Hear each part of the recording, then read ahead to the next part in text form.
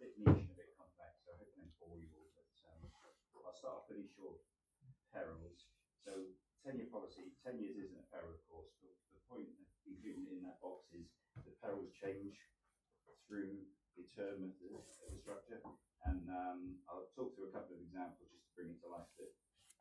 But underlying the kind of perils that cover the structural defects to new build homes and builder insolvency. So the actual structure of the product itself is broken into three sections. So just to be able to give an example of how each of those sections work, first of all, I want you to shout out the name of a UK house builder. Big name, FTSE 100, FTSE 350 company. Nope. Blank, orange. Anybody heard of Barratt Homes? No? Okay. Barratt Homes, oh, sorry, you have. Yes. Thank you. Yes. Yeah, sorry. Barratt Homes, biggest UK house builder. So we've got a house builder. We have somebody who wants to come along and purchase a house, and it seems we're all for students. It's only Nicholas that can afford to buy a house. So Nicholas is going to be our purchaser, and Nicholas works and lives in London and wants to buy a house in the area. So we could advise maybe in Surrey. Very expensive there, and My second home is in Surrey. So he goes along to a development site in Surrey, run by Barratt, and sees the house, loves it, £800,000. Barratt say, well, it's great, we'll take it off the market, you can have it, we'll have a 5% deposit from you, please. So Nicholas sends over £40,000 to Barratt and has to wait maybe 2-3 months for the house to be completed. So he's very excited, obviously. And then about a month later, Barratt go insolvent. So house isn't completed, contract void, Nicholas is £40,000 out of pocket. However, our warranty step in and make sure that Nicholas gets his money back. So that's scenario one. Scenario two, Barratt's complete the home. Nicholas gets his keys, he's very happy, he's been in there for about a year, and then he sees that actually there's a bit of a problem in the house. There's a big patch of damp in the corner, for example.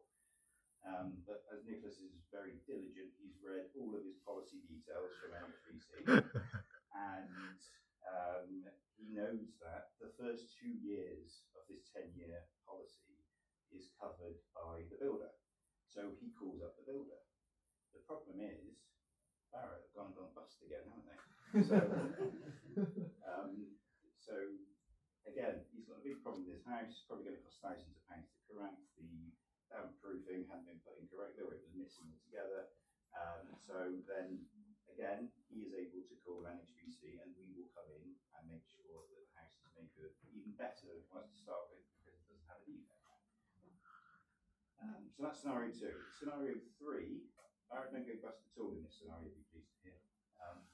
And so it's five years, he's still very happy in the house, but this damp problem has actually arisen in year 5. So you call NHBC, and because it's between year 2 and 10 on the policy, we would again come out remediate works, make it good, and you'd be very happy in any scenario because NHBC have been there to protect you. So that's the way the kind of three sections of cover work, and why the builder insolvency element is more important in the early stages of the policy, and the kind of the technical risk, the structural defects becomes more important as time goes on, because actually structural defects start to evolve and occur more often later into a policy. In terms of the benefits, I think we've touched on completion of remedial works. Of course, if it was more than a bit of damp, if the parapet wall had completely fallen off the side of the house, we'd have to cover the cost of temporary accommodation while those remediation works are being fixed. Cash settlements. So I spoke about the kind of deposit cover, so that'd be a cash settlement. But some people actually end up taking cash settlements and going and get their own remedial works fixed. So we don't get a contractor in. We supply the money and they go off and do it. In terms of exposure, value of the property I mean, you could break this up in many different ways, but it all boils down to value of the property because it's very strongly correlated with the cost to remediate the house. If it's a bigger, more expensive house, it's going to cost more to fix, effectively. And of course, if it's a more expensive house, the deposit size of the deposit is bigger, so that's the kind of exposure element. Risk and rating factors, complexity of building capability. So a high-rise building in central London is extremely complex. You have to make sure you have builders that are capable of erecting such a property. If you've got a builder that only builds 3-4 bed homes in Scotland or the northwest of England, you're not going to want them building a high-rise property in the UK.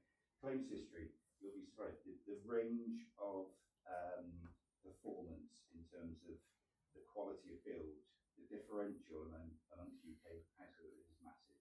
So we have some builders that we have very little claims from whatsoever, and then we have some that are, very, very expensive for us. Economic factors, 10-year policy. So one of the key things over a 10-year policy, especially if you're fixing defects in 8, 9, 10 years' time, is inflation. So what's going to happen to inflation over the next 10 years? It makes a very big difference to the cost of remedial works. Also, an economic cycle is around about 10 years, well, 8 and 15 years possibly. So there's lots of other economic drivers and variables that affect, the volume of house building. The more houses that are being built in a short period of time, possibly the quality is worse. Therefore, we may end up receiving more claims. And the other economic factor or economic cycle issue is financial strength of builders.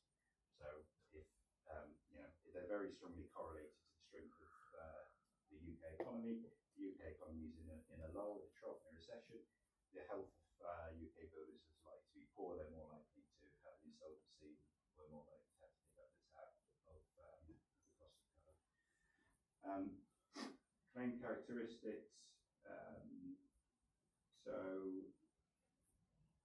It's very common for us to experience settlement delays and reporting delays. So settlement delays, we have complex settlements that take 5+ years to work out.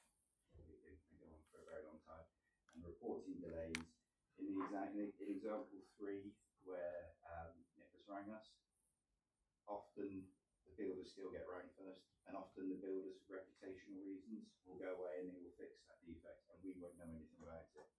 Which leads on to the other point there is uncertainty. We don't have full visibility of underlying defects and individual claims.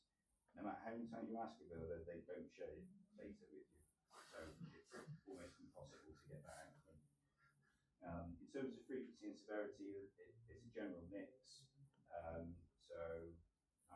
I'll give you an example of low frequency, high severity. We've got a high-rise, high-rise 8-storey building down on the seafront of Bournemouth, where I live, and the whole facade of the building was built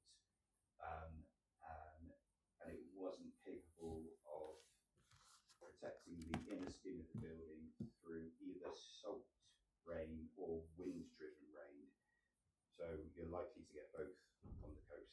So that's cost us currently £14 million to date, and the cost keeps going up. Can you move on to the next one? Thank you. Clients, policyholders. So the interesting thing about the warranty is the customer, the person who pays for the warranty is the house builder. So they buy it, and then the person that benefits from the cover is the consumer. So they buy the house, and the warranty comes with the house. So there's a bit of a nuance to a normal product where you go along and buy it, you'd be the customer and the consumer. Typical sales check, we do everything pretty much directly. We have a very strong relationship with builders. Other competitors do use brokers. We do use brokers for some of our associated products, but not for our warranty products. Market size, I had to guess the UK one a little bit based on our market share. So we have around about 75% market share of the UK house warranty industry. So we've got our gross warranty gross written premium 250 to 300. US obviously a much bigger market. Anybody tell me what the key driver of gross written premium will be?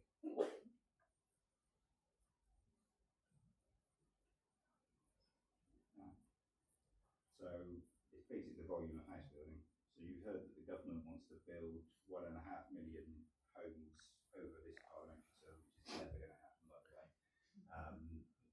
But so our GWP will fluctuate. It will be as low as 100 million one year and as high as 250 another, and that's driven by the volume of house building. I don't know a huge amount about the international market. In the US, the biggest one I think is American Home Shield and a company called 210. And in America, just like they call it a sidewalk and IC glasses, they call it 210 because it protects between years 2 and 10. I do know there are markets in Canada, Europe, and Japan. I've not had a chance to have a look at anything in India or Kenya. I know there's a lot of representation. So if anybody knows of it, please do phone me afterwards and let me know. I'm very interested. And then I said it's not that interesting, but a fact. Effectively, new home warranty is borderline compulsory purchase in the UK because mortgage providers will not lend to anyone unless there's a 10-year warranty on the home. There is on the UK Building Safety Regulator, which was introduced in 2022 off the back of the inquiry, the Grenfell tragedy inquiry. They are looking to make it a legal requirement for new home build warranty, and they want to extend the term to 15 years, which for us is very difficult because how do you price it? How do you reserve for it? How do you assess how much capital you need for the risk? We don't have any data beyond 10 years. So There you go. Thank you very much.